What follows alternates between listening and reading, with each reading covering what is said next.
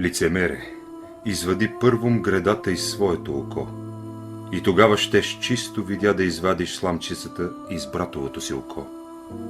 Христос казва: извади гредата от своето око, за да може да виждаш ясно, да извадиш сламчицата от окото на брата си. Как да се извади тая греда?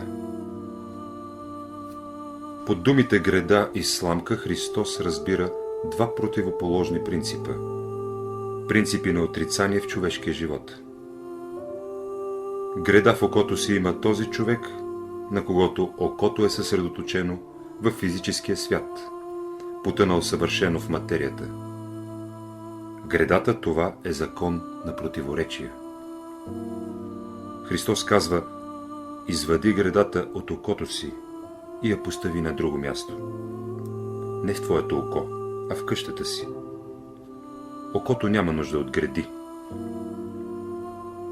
Онзи учител, който пръв е препоръчал да се постави гредата в окото, а не в къщата, той не е разбрал божествените закони. В тялото може да има греда, но в окото по никой начин не трябва да има. Под думата сламки аз подразбирам ония хора, които живеят в чисто чувствения свят. Сламките са взети от житото. Тези хора са придобили грешки от постоянните си удоволствия в света. Гредата е придобита от един алчен, користолюбив живот. На такива хора не може да се разчита. И на този човек, в чието око стои гредата, която е много тежка, окото му постоянно се уморява и затова гледа все надолу. Мога да направя всеки от вас да гледа надолу. Как? Като туря 100 оки товар на гърба му, той ще започне да разсъждава и да гледа надолу.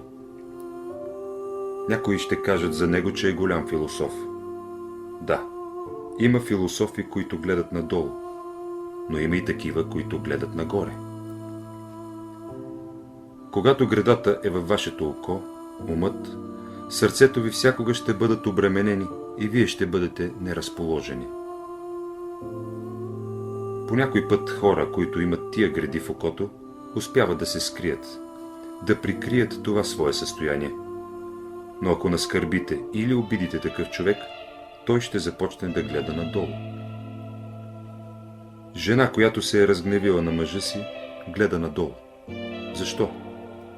Защото гредата е започнала да проявява своето действие. С това аз характеризирам един общ принцип. По същия закон момите и момците имат греди, също и женените. Оженването обаче е само временно. Според мен в света няма женени хора, а има само впрегнати. Затова аз не говоря за женените, а за впрегнатите. Аз вярвам, че вие не сте впрегнати, а вие, които се мислите за женени, сте от блажените хора.